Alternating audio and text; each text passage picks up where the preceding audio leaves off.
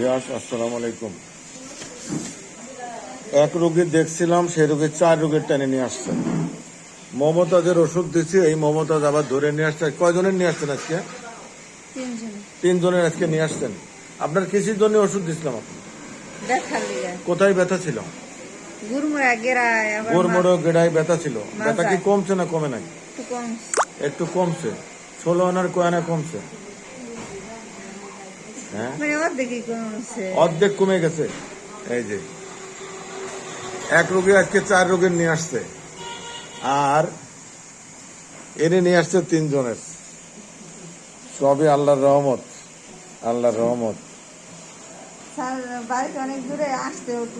এই জন্য বেশি করে দেবো ওষুধ।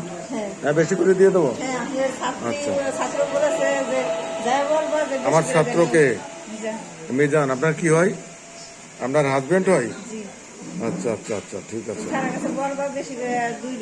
ঠিক আছে। রোজা তো সামনে, ইনশাল্লাহ চেষ্টা করবো।